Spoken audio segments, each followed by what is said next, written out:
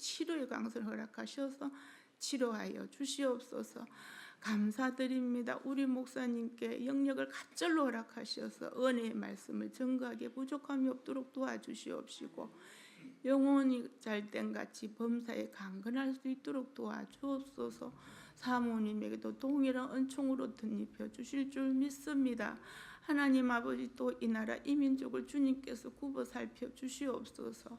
아버지, 진보와 보수가 극렬하게 나뉘어져서 하나님 참으로 혼란한 가운데 있습니다. 정치인들이 자기 당량만을 위해서, 자기 권세만을 누리기 위해서 하는 그러한 정치를 하지 말고 정말 국민들의 안위를 살피고 안보에 힘쓰며 아버지 하나님이여 경제적으로도 또 교육적으로도 온전한 경제 위에 서게 하고 온전한 교육 위에 정말 역사관이 바로 설 수 있는 우리 대한민국이 될 수 있도록 도와주시옵소서. 자유민주주의 국가가 돼야 되지 않겠습니까? 한쪽으로 치우치지 않도록 도와주시옵소서. 이를 위해서 성도들 늘 깨어서 기도하고 있습니다. 목사님들 소신을 가지고 목회하면서 강단 위에서 말씀을 선포하는데 자기 뜻에 맞지 않다고 구속시키는 그러한 초유의 사태가 일어났습니다. 하나님 아버지, 우리 대한민국을 주님께서 지켜주시옵시고 우리 선조들의 눈물 어린 기도로 우리가 이렇게 아버지 누리고 있습니다. 우리가 깨어서 기도할 때에 우리 후손들을 주님께서 복을 주실 줄로 믿사오니 늘 깨어서 기도하는 그러한 아비가 될 수 있도록 도와주시옵소서. 귀한 시간 말씀을 듣고자 합니다. 말씀을 선포하는 목사님 위에 함께 하시고 말씀을 듣는 저희들이 아버지 말씀을 듣고 깨어 있어서 날마다 성령의 충만한 가운데 믿음 위에 굳게 서서 하나님 서로를 위해서 간구하는 그러한 삼일성속교회, 사랑이 넘치는 교회, 말씀이 풍부히 살아서 역사하는 교회, 성령님 충만히 역사하는 삼일성속교회가 되게 도와주옵소서. 이 시간도 성령님께 함께 하시고 우리 모두에게 은혜 내려주실 줄로 믿고 감사드리며 예수님 이름으로 기도드렸습니다. 아멘.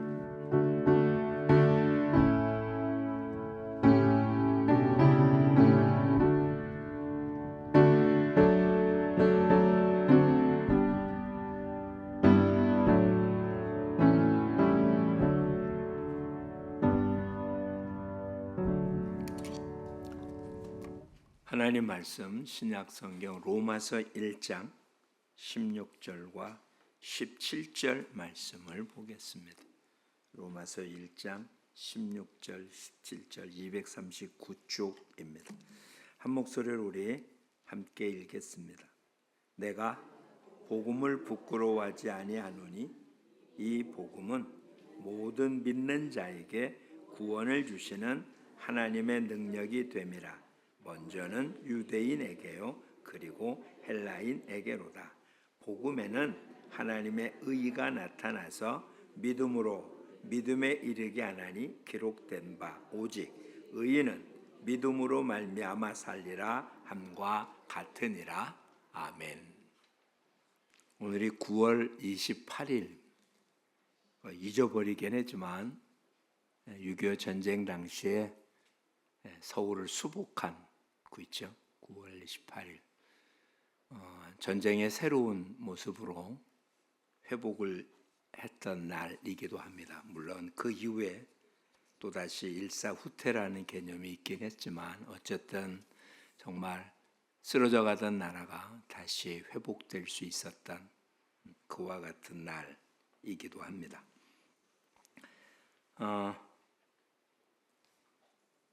지난주까지는 우리 이사야서를 보았었잖아요. 여러분 주보 맨 뒷면에 보면 주변에 중간 수요 기도회, 새벽 기도의 모습에 새벽 기도회 때 보는 본문이 주보에 기록이 됩니다.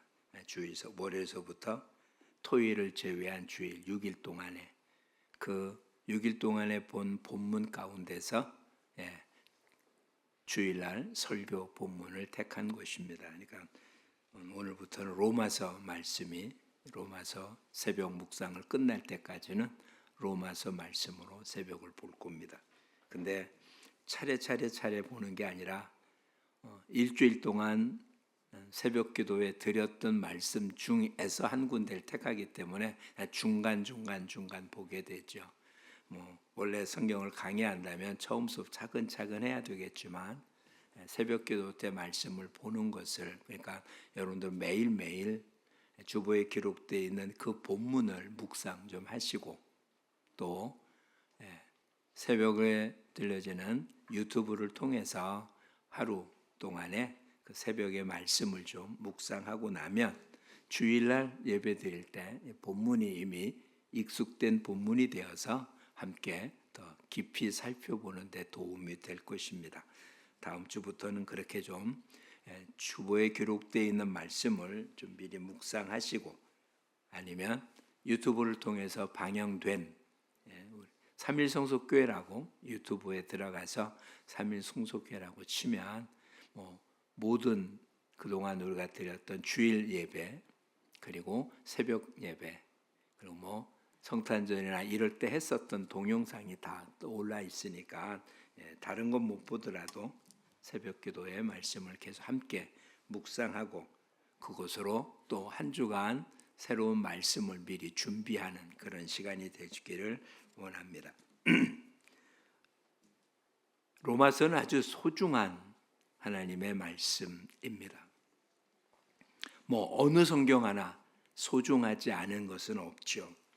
근데 사도 바울의 서신 속의 로마서는 우리가 믿는 믿음이 어떤 것인지를 보여주는, 그러니까 참 고민스러운 모습 중에 하나, 우리가 어떻게 구원 얻느냐라고 하는 것을 가장 명확하게 알려주는, 그래서 이 로마서를 통해서 루터가 종교개혁을 일으키는 가장 중요한 모습입니다. 그래서 신학적인 모습으로는 이신칭의, 믿음으로 의롭게 된다고 하는 교리를 확정하는데 중요한 이 로마서를 좀 더 줄여놓은 모습으로 갈라디아서가 있지만, 하여튼 우리 믿음의 본질에 관한 이야기로서는 가장 중요한, 근데도 로마서는 다른 바울의 서신과는 다른 독특한 특징이 하나 있는데, 대부분의 모습들, 로마서부터 시작한 13권, 로마서, 고린도 전후서부터 시작을 해서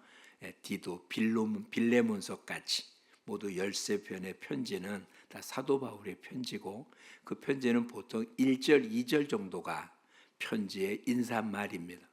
근데 로마서는 그 인사말이 굉장히 길어요.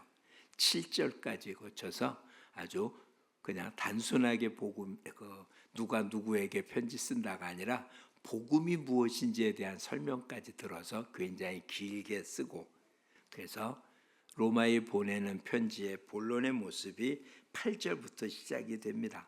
그래서 이 편지 속에는 내가 로마에 가고 싶었는데 여러 가지 사정, 무슨 사정인지는 명확하게 모르지만 로마에 갈 수가 없어서 그래서 이 편지를 쓴다, 이런 내용이 8절부터 지금 오늘 17절까지 그런 내용이 기록되는 것입니다. 그래서 오늘 본문은 원래 본다면 8절부터 17절까지를 다 봐야 되는 것인데 그중에 끝부분만 보았습니다. 우선 로마라고 하는 곳의 교회는 누가 그 교회를 세우는지 알 수가 없습니다. 사도행전에 의하면 예루살렘을 제외한 주변 도시에 있는 성도들의 모임, 교회는 대부분 바울에 의해서, 바울의 1차 선교여행과 2차, 3차 선교여행을 통해서 도시 곳곳에 교회를 세웠습니다. 근데 로마만큼은 바울이나 어떤 사도가 갔다는 기록이 없는데, 오늘 본문에 보면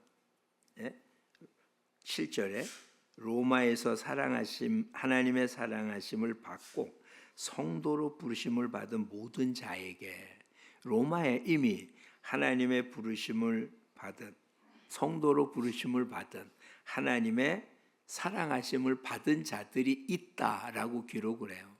그러니까 로마에 이미 성도들이 있어서 나름대로 신앙생활하고, 그들이 어떤 모습이냐면 오늘 본문에 하면 8절에 하나님께 감사하는 이유가 로마에 있는 성도들의 믿음이 많은 사람에게 전파되고 그래서 하나님께 감사한다라는 것으로 기록이 됩니다.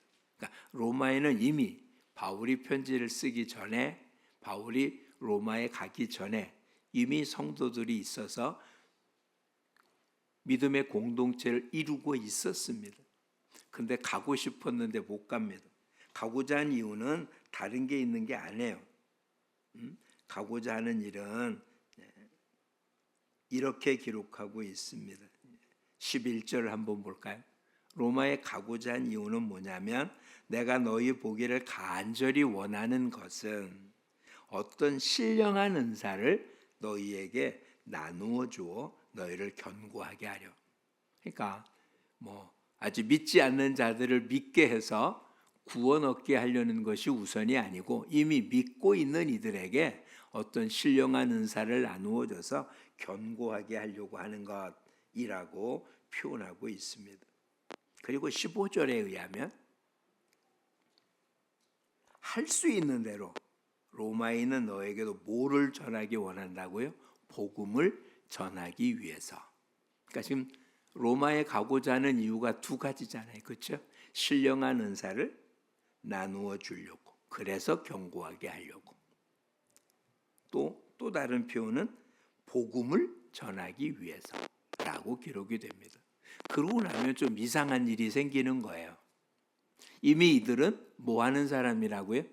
하나님의 사랑하심을 입고 성도라고 부름을 받은, 그래서 하나님을 섬기는 믿음 안에 있는 사람들이라면 복음을 들은 사람들이잖아요.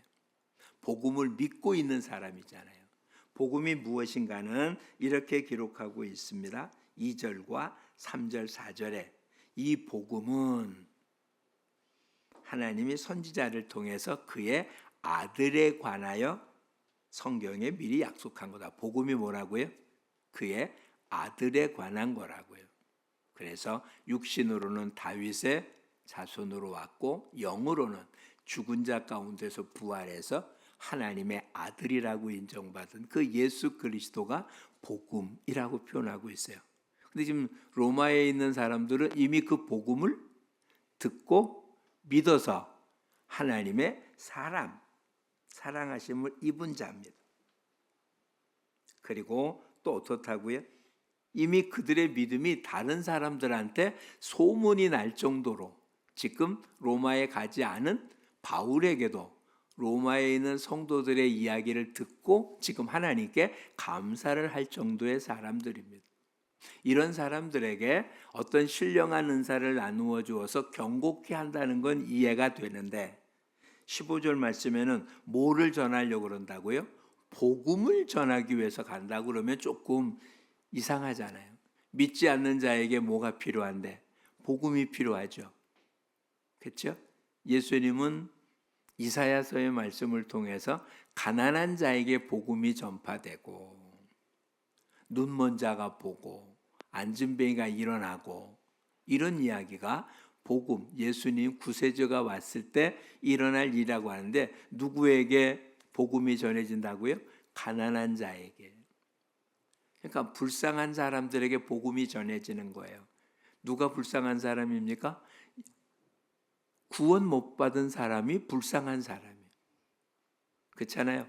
여기서 가난하고 병들고 고통당하는 사람이 불쌍한 사람이 아니고요.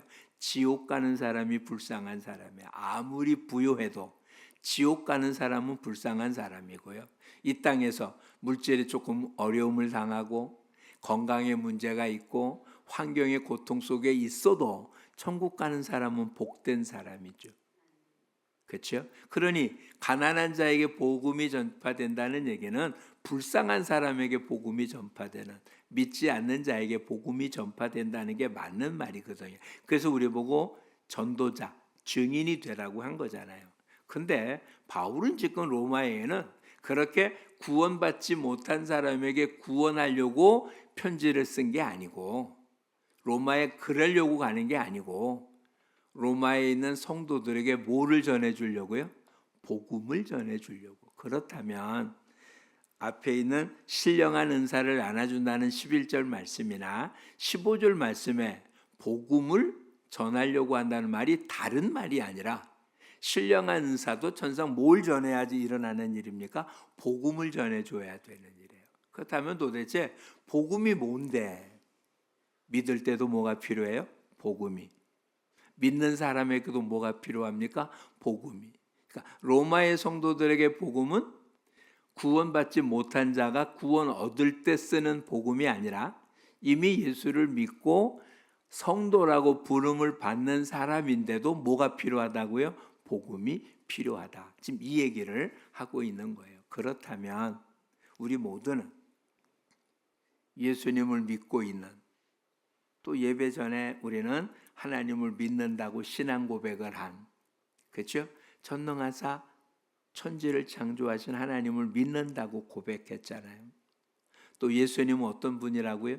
성령으로 잉태하고 동정녀 마리아에게서 나시고 본디오 빌라도의 고난받고 십자가에 죽으시고 3일 만에 부활하셨고 하늘에 승천하셨다가 하나님 우편에 앉아 계시다가 심판하러 이 땅에 오실 예수님을 믿는다고 고백했잖아요. 그게 복음이잖아요. 복음은 어떻게 한다고요? 믿는다고. 그럼 복음을 받아들여 믿으면 끝난 게 아니라 우리에게도 뭐가 필요합니까? 신령한 은사를 통해서 견고해져야 되고, 계속 우리도 뭐가? 복음을 계속 이어받아야 되는 거예요. 그게 아니면 안 되는. 그러니까 믿으면 된 게 아니고요. 믿는 자에게도 계속 뭐가 필요하다? 복음이 필요하다. 그러니까 이렇게 살피셔야 돼요. 구원 얻는 것도 뭘로 구원 얻는다고요? 복음을 믿음으로 구원 얻어요. 그러면 그렇게 믿은 사람은 또 뭘로 삽니까? 복음을 믿음으로 사는 거예요. 그래서 오늘 본문 17절에 의인은 뭐로 산다고요? 믿음으로 산다고요. 믿음으로 산다는 말은 의인이 사는 방식입니다. 그렇죠? 근데 의인은 어떻게 됩니까? 의인은 믿음으로 말미암아 살아요. 그럼 의인은 어떻게 됩니까? 역시 복음을 믿음으로 의인이 되는 거잖아요. 그렇죠? 죄인이 의인이 되는 방식은 예수 그리스도를 믿음으로, 그렇죠? 그의 이름을 부르면 뭐 한다고요? 구원을 얻어요. 그렇죠? 믿는 자에게는 하나님의 자녀가 되는 권세, 의인이 되잖아요. 그러면 끝난 게 아니다. 의인이 됐으면 의인은 뭐 갖고 산다고요? 믿음으로 산다. 그럼 믿음으로 산다는 게 뭐예요? 복음으로 산다는 거예요. 우리 몸에 대부분은 뭘로 돼 있습니까? 물로 돼 있습니다. 물. 단단하게 보이긴 해도 우리의 신체 구조에 가장 많은 구성 성분을 갖고 있는 것은 물이죠. 물. 그래서 우리는 물을 먹지 않으면 못 삽니다. 그러니까 의학적으로는 뭐 먹는다 모른다 할지라도 정말 열흘, 20날 이렇게 물 안 먹고 살 수는 없어요. 탈수 증상이 심하면 못 사는 거잖아요. 그러니까 우리는 물을 계속 공급받아야 사는 사람. 살아 있다면 뭐가 필요하다고요? 물이 필요해요. 또 공기가 필요하죠. 그렇죠? 공기와 물이 없으면 우리는 살아갈 방법이 없습니다. 마찬가지인 거예요. 우리의 생명은 뭐가 없으면 안 된다고요? 복음이 없으면 삶이 유지가 안 되는 거예요. 오늘 설교 제목이 뭐로 되어 있습니까? 복음, 믿음, 생활이라고 표현했어요. 복음을 믿음으로 받아들임으로 구원 얻었습니다. 구원 얻은 자는 또 뭘로? 복음을 계속 공급받음으로 뭐 한다고요? 생활하는 거라고. 물고기가 물을 떠나서는 살 수 없습니다. 우리는 이 공기라는 곳을 떠나서는 살 수 없잖아요. 마찬가지로 성도는 뭐를 떠나서는 살 수 없습니까? 복음을 떠나서는 살 수 없는 존재입니다. 그래서 사람이 떡으로만 사는 게 아니라 뭘로 산다고요? 하나님 입으로 나오는 모든 말씀으로 삽니다. 그러니까 말씀 자체가, 그렇죠? 요한복음에는 우리가 거듭나는 게 뭘로 거듭난다고요? 물과 성령으로 거듭난. 이거는 은유적인 표현이라서 성령으로 거듭난다는 말은 그냥 물이 무엇인지는 명확하게 학자들마다 설명이 다릅니다. 근데 그런 어떤 것 따지지 말고요. 우리 삶 속에, 우리의 육체 속에 가장 중요한 요소가 뭐라고요? 물이에요. 성경이 기록될 당시에는 공기라는 걸 생각 못했을 거예요. 눈에 보이지도 않고 그냥 당연히 숨 쉬는 거잖아요. 근데 물은 내가 마시지 않으면 없는 거잖아요. 안 그래요? 공기는 지금처럼 과학적으로 알아서 우리가 숨 쉬는데 산소가 필요하고 이런 이야기를 아는 거지만 과거에는 그런 거 모르는 거잖아요. 물고기가 물속에 있으면서 물이 있어야 된다는 거 알겠어요? 모르죠. 그냥 그렇게 사는 게 당연한 것처럼 공기 안에 있는 우리들은 공기가 없는 생각을 해본 적이 없으니까 이건 그냥 당연한 거예요. 근데 살면서 뭐는 없으면 안 됩니까? 물은 없으면 안 될 거예요. 더군다나 우기와 건기가 분명히 나눠져 있고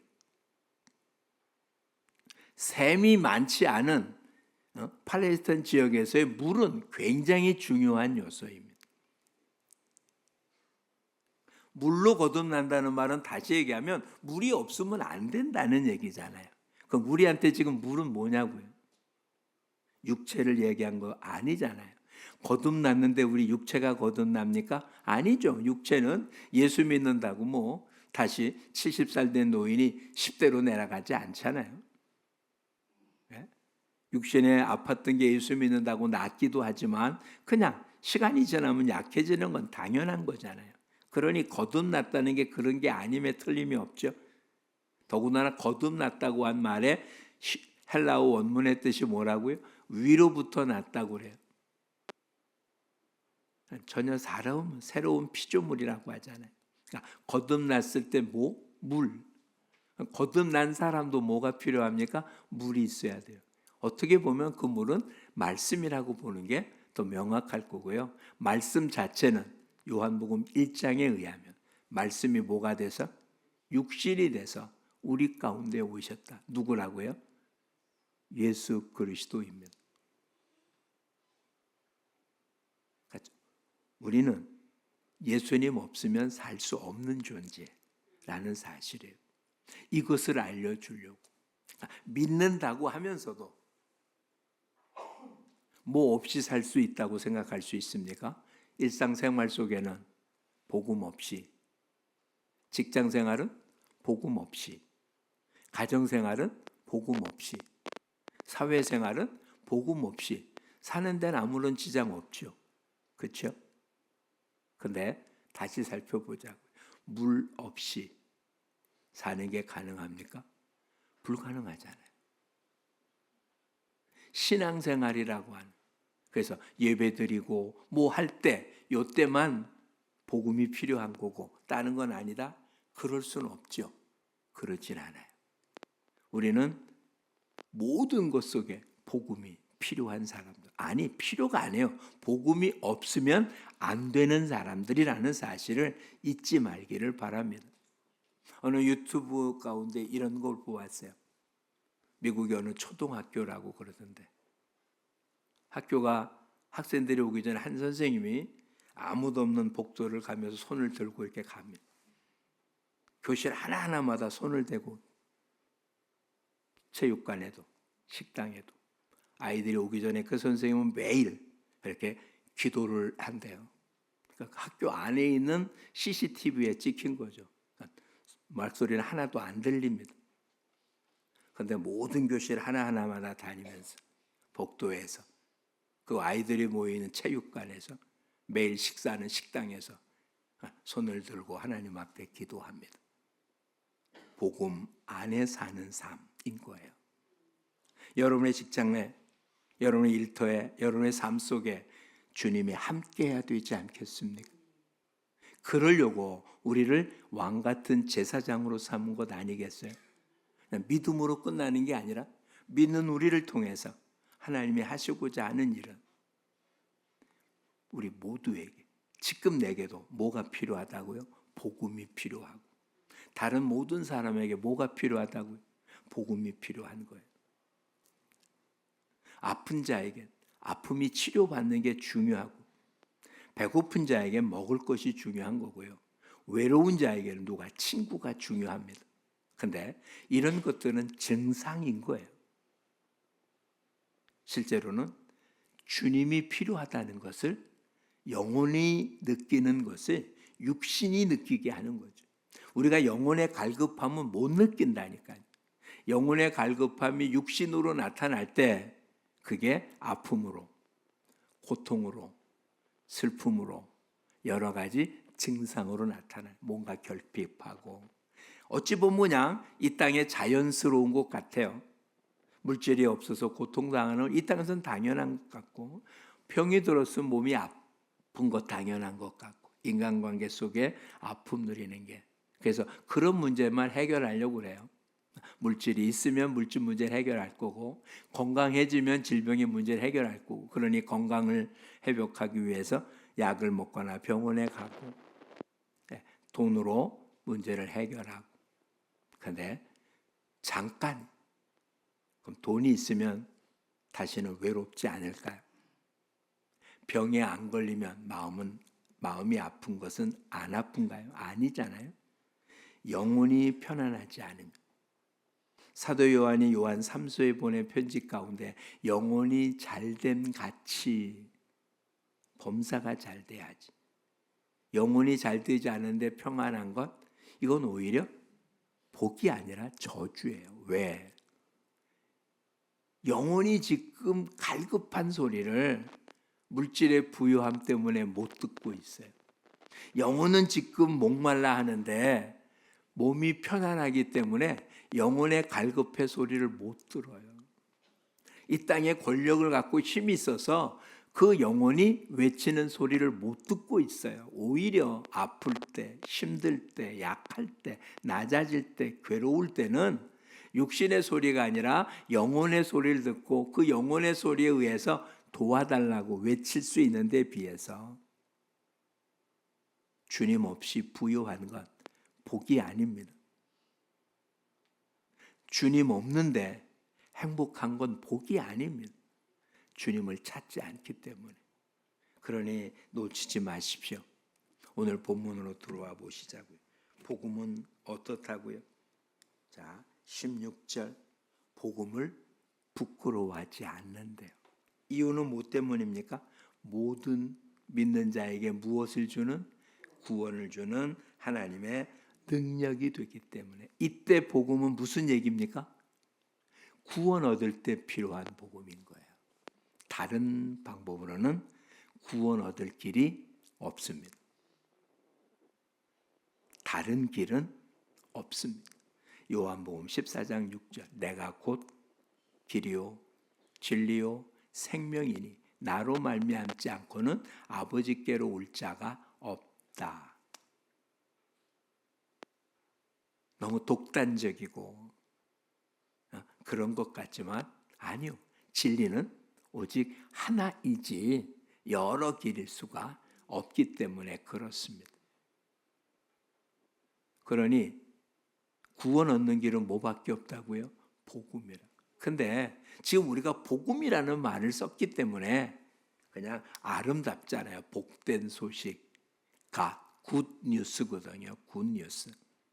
근데 내용을 살피면 십자가에 죽으신 예수 그리스도, 그리고 부활하신 예수님.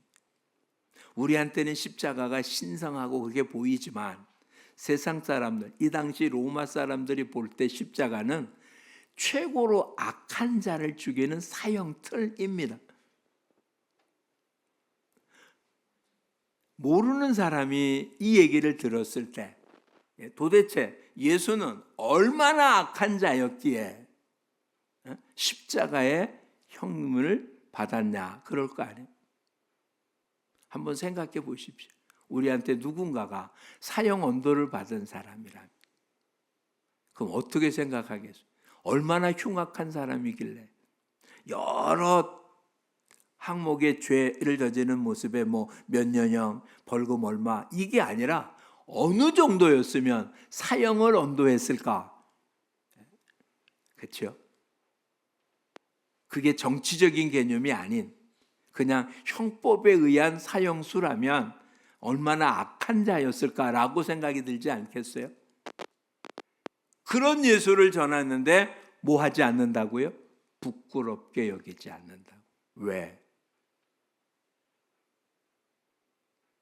예수 그리스도의 십자가가 내 죄가 죽어야 될 걸 대신 죽은 것이니까 부끄럽지 않다고요. 우리는 지금 십자가를 부끄러워하지 않습니다. 사람들 앞에 가서도 오히려 목걸이 만들고 가슴에 붙이고 십자가를 갈고 있는 게 그게 부끄러운 게 아닌 세상에 사니까 이 얘기가. 근데 중요한 건 부끄럽지 않을 정도가 아니라 자랑스럽습니까? 그래서 전하는 모습이 가능합니까?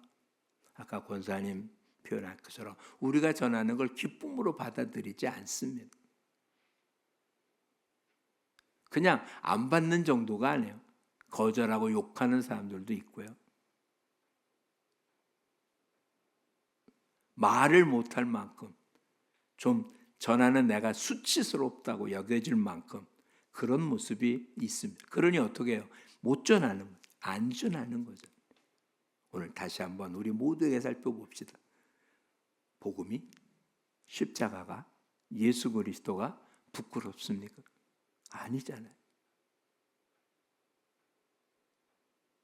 십자가 고상, 예수님이 달려있는 십자가의 모습을 그리거나 조각하거나 한 곳을 보면 그래도 인간이니까 만든 사람들이 최소한의 양심의 모습으로 몸을 가리셨어요. 그렇죠? 십자가 달린 예수님의 모습을 보면 천주교인이 갖고 있는 고상을 보면 가장 부끄러운 부분은 가려져 있잖아요. 정말 예수님 십자가에 그렇게 됐을까요? 아니요. 속옷 다 벗겨서 노나 가졌잖아요. 완전히 벌거벗은 모습이었어요. 얼마나 수치스러운 모습이었을까요? 우리가 생각하는 십자가와 AD 1세기 때 로마 사람들이 생각하는 십자가는 전혀 생각이 달라요. 그런데 바울은 지금 뭐라고요? 난 그것을 부끄럽게 여기지 않는다고요. 왜? 그 길 밖에는, 하나님이 그렇게 하는 것 밖에는 우리를 구원하는 다른 길이 없었기 때문에.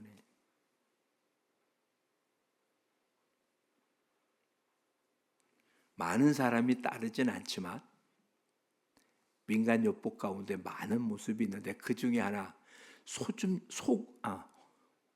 오줌, 소변으로 치료받는 모습이 자기 소변을 먹어요. 끔찍하잖아요. 그렇죠? 생각해 보기도 싫죠?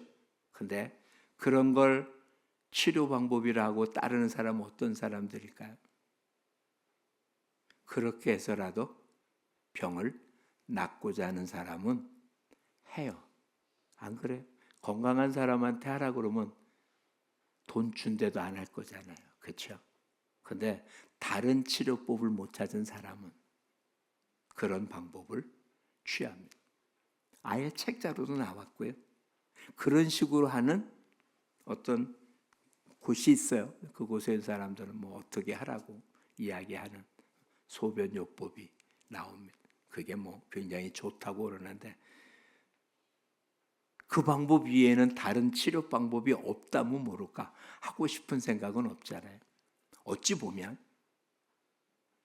십자가는 우리가 구원받을 수 있는 유일한 길이기 때문에 사람들의 생각, 아니 내 생각에도 한번 생각해 보세요. 십자가 사형을 받은 자가 내 죄를 구원한다는 사실이 이게 이성적으로 이해가 되는 일입니까? 이해가 안 되는 일이거든요. 근데 그 길 밖에는 구원받는 다른 길은 없습니다.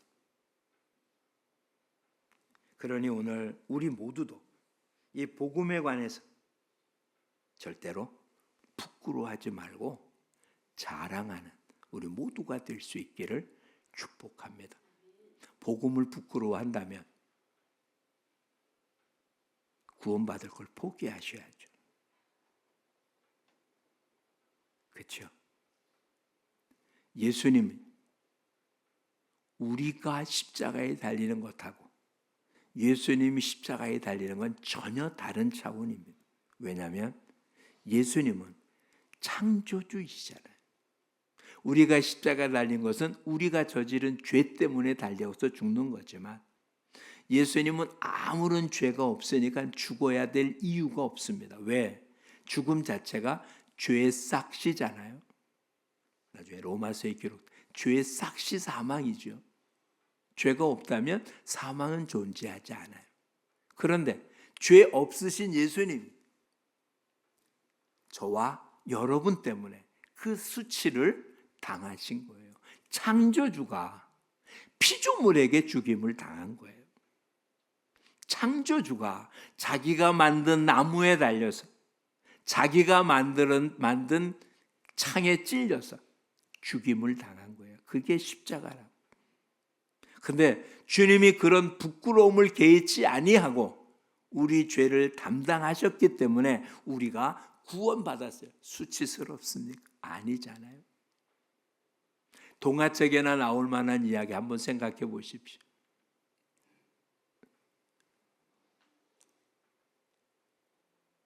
화재가 난 집안에 아이를 데리고 나오기 위해서 엄마가 화상을 입었습니다. 정말 너무 끔찍한 얼굴을 갖고 있어서 아이가 성장하면서 사람들 앞에서 자기 엄마라고 말하지 않습니다.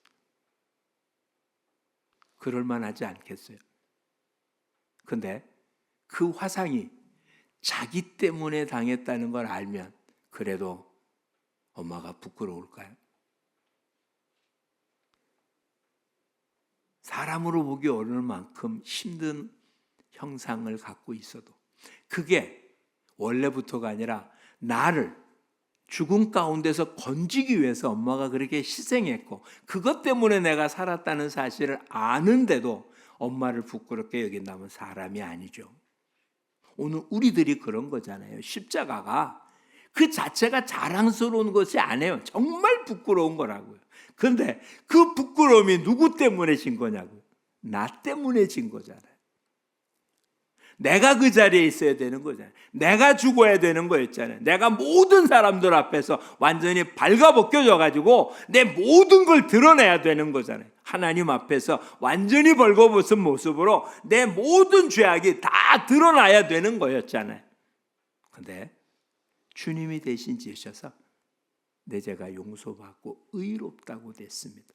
그런 우리들이 십자가를 부끄러워한다고요? 복음을 부끄러워한다고요? 그러면 주님이라고 부를 자격이 없는 거죠. 이제 남들은 어떨지 몰라도 우리만큼은 절대로 복음을 부끄러워해서는 안 됩니다. 그리고 지금은 우리가 전하는 복음을 부끄러워할지 몰라도 본인이 그것 때문에 구원 얻었다는 사실을 알기만 하면 주님을 찬양하게 될 겁니다. 그러니 주님 십자가에서 뭐라고 기도하십니까? 저들을 용서해 달라고. 알지 못해서 그런다고. 내가 진 수치스러움이 저들의 죄를 위한 거라는 걸 몰라서 그런 거라. 알면 찬양할 텐데 몰라서 그런 거라. 그러니까 우리가 전하는 걸 모르기 때문에 그럴 겁니다. 근데 전하는 자는 어떻게 된다고요? 부끄러워하지 말아야 한다. 그것이 구원받은 우리들이 하나님의 능력이잖아요. 그렇게 능력을 얻은 자가 이제 어떻게 산다고요? 17절 복음에 하나님의 의가 나타나기 때문에 구원 얻은 자는 의인이라고 부르는 거잖아요. 의인은 어떻게 산다고요? 믿음으로 삽니다. 믿음으로 산다는 것, 말씀의 방식으로 산다는 거예요. 예수님이 왜 그렇게 수치를 당하셨습니까? 말씀대로 안 사는 사람들 때문에 수치를 당한 거잖아요. 그렇죠? 사람들이 하나님의 말씀대로 살았다면 예수님이 십자가에 달려서 우리 죄를 대신 짊어질 이유가 없었잖아요. 그러면 예수님이 내 죄 때문에 돌아가신 뒤에도 내가 또 다시 죄를 짓는다면 말이 안 되는 거죠. 그러니 구원을 얻은 우리들은 구원 얻었으니까 된 게 아니고요. 이제는 말씀이 양식이 되어서 말씀의 방식으로, 복음의 방식으로, 믿음의 방식으로 살아가는 우리 모두가 되기를 축복합니다. 그래서 사람이 무엇으로만 사는 게 아니라고요?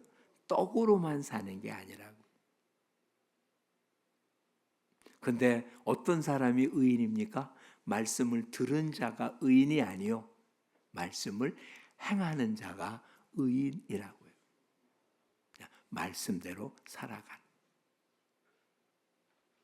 많은 사람들이 표현하기를 우리 신앙생활은 광야 여행하는 것과 같다라고 표현해요. 가나안을 향하여 지금 여행하는 거죠. 천국을 향하여 여행하는 길이에요. 그러니까 출애굽해서 가나안까지 가는 것처럼 우리 신앙생활도 죄악을 떠나서 천국을 향하여 계속 여행하고 있는 겁니다. 근데 그 여행하는 모습에 뭐가 필요하나 생각해 보십시오. 모세는 이렇게 표현했어요. 내 앞에 생, 사, 화, 복의 길이 놓였다. 우리 보고 선택하라는 거예요. 너희는 살기 위하여 생명의 길을 선택하라. 그 생명의 길이 뭘까요? 신명기 28장에 있는 대로 내 규례와 율례와 법도를 지키면 나가도 들어와도 복을 받고 이렇게 사. 그러지 못하면 저주를 받고. 하나님의 규례와 율례와 법도 말씀을 따라 살면 이른 비와 늦은 비를 적당히 주어서 부족함 없이 채우겠다 약속하셨거든요. 그게 믿음으로 사는 삶의 방식입니다. 주님 없이는 살 수 없습니다. 주님 없는 평안은 참된 평안이 아닙니다. 주님 없는 행복은 참된 행복이 아닙니다. 오히려 주님 없는 부요는 우리를 주님으로부터 멀어지게 합니다. 그러니 이제는 복음으로 구원 얻은 하나님의 능력을 가진 우리들, 이제는 복음으로, 말씀으로 의인의 삶, 믿음으로 살아 의인의 삶을 살며 많은 이들에게 내가 이렇게 된 것이 십자가 때문이라고, 복음 때문이라고, 예수 그리스도를 증거하고 사는 우리 모두가 될 수 있기를 축복합니다. 복음을 믿음으로 받아들이고 믿음으로 받은 우리들의 삶이 복음 자체가 되어지는 그런 복된 우리 모두가 되기를 축복합니다. 기도하겠습니다. 참 좋으신 아버지 고맙습니다. 억만 죄악으로 인하여 영원히 멸망받고 지옥 갈 수밖에 없는 우리들인데 육신으로 이 땅에 오셔서 우리 죄를 대신하여 십자가를 지심으로 우리에게 참된 복음이 되었고 성령님을 통하여 복음을 믿게 하여서 하나님 자녀 삼아 주신 하나님의 능력을 덧입은 우리 모두를 그대로 구원 얻은 것으로 끝나지 않고 믿음으로 살아 의인의 삶을 계속 이어가게 하신 주님, 이제는 복음을 부끄러워하는 자가 아니라 우리에게 구원을 주신 하나님의 능력을 가졌기에 오히려 복음을 자랑하며 아직도 복음을 부끄러워하거나 알지 못하는 이들에게 복음을 전할 뿐만 아니라 우리는 이미 얻은 의인의 자리를 믿음으로 복음을 생활화함으로 하나님 기뻐하는 그리스도의 장성한 분량까지 성장해가는 우리 모두가 되게 하여 주옵소서. 구원 얻은 것으로 멈추지 않게 하시고 믿음으로 살아 하나님의 말씀의 방식으로 살아 복음의 삶을 통하여 주님을 기쁘시게 해드리고 주변의 모든 사람들 하나님의 복을 누리게 하는 복의 전달자들로 살아가는 우리 모두가 되게 하여 주옵소서. 가정에서, 일터에서, 삶 속에서 정말 복음이 함께하도록 날마다 간구하며 사는 왕 같은 제사장들로 살아가도록 축복하옵소서. 예수님 이름으로 기도합니다. 아멘.